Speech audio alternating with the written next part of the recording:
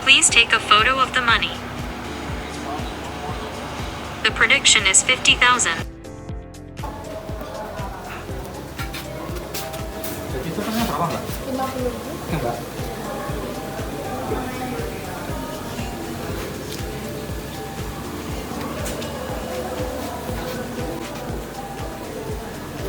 The prediction is 50,000. Ya Mbak.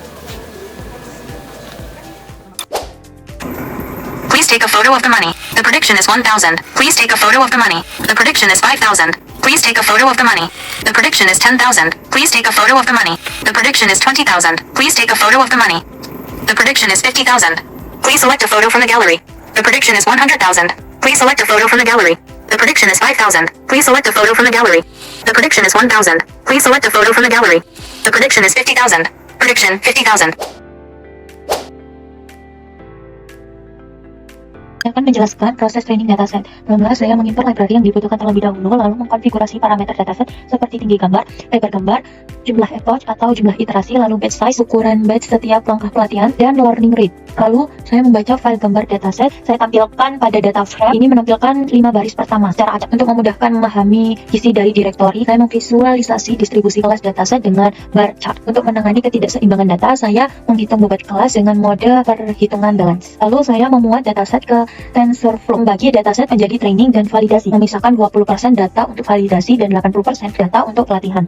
Lalu memastikan dataset distribusi dengan baik dan label sesuai dengan gambar. Saya melakukan callback untuk menghentikan training secara otomatis ketika akurasinya melebihi 99%. Lalu saya menambahkan variasi dataset dengan augmentasi data seperti flipping, rotasi, dan zoom untuk mengurangi overfitting. Selanjutnya, untuk membangun arsitektur model, saya menggunakan algoritma convolutional neural network yang terdiri dari beberapa lapisan konvolusional seperti conv2D, pooling atau max pooling 2D yang diikuti oleh layer dance untuk proses klasifikasi. Output yang dihasilkan pada model kami berupa probabilitas kelas untuk setiap input. Lalu saya mendefinisikan optimizer stochastic gradient descent yang digunakan untuk mengoptimalkan atau memperbaiki model agar dapat belajar dari data. Selanjutnya, menyusun model dengan optimizer yang telah didefinisikan menggunakan fungsi loss untuk klasifikasi multi-class dan metrik akurasi. Setelah model dilatih pada iterasi ke-165, akurasi kami sudah melebihi 99% dan akan otomatis berhenti. Lalu saya menampilkan grafik akurasi dan loss selama training untuk evaluasi performa. Selanjutnya, evaluasi model untuk mengukur performa model menggunakan dataset validasi. Outputnya berupa akurasi dan loss akhir model. Akurasi model kami 97%. Lalu saya membuat confusion matrix untuk menunjukkan performa model dalam mengklasifikasi kelas-kelas nominal. Setelah itu saya menyimpan model yang telah dilatih dalam format keras. Setelah itu saya mengubah model keras ke format TensorFlow Lite agar model dapat dijalankan pada perangkat mobile di Android.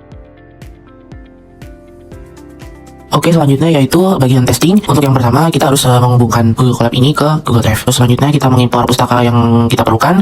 Ada TensorFlow, NumPy, OS, dan Matplotlib Pplot. Selanjutnya kita menjalankan perintah cd digunakan untuk mengganti directory. Selanjutnya yaitu kita memuat model yang telah kita latih sebelumnya dalam file model keras. Contohnya filenya namanya model keras. Terus selanjutnya kita mendefinisikan nama kelas nih, class name. Di sini untuk 1.000, 10.000 dan seterusnya itu adalah nominal uang yang nantinya akan kita prediksi.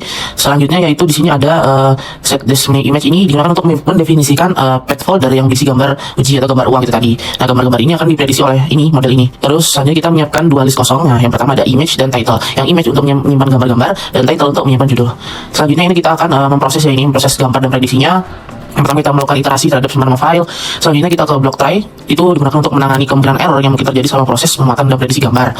Kita melakukan prediksi gambar yang sudah diproses, lalu yang terakhir menambahkan gambar dan judul, nama gambarnya apa dan judulnya apa atau labelnya apa. Selanjutnya itu, nah di sini di dalam menambahkan gambar dan prediksi kita itu menggunakan 6 image, calls dan rows. Terus selanjutnya ini prediksinya mulai dari uang berapa ini 1.000 sampai ke 100.000.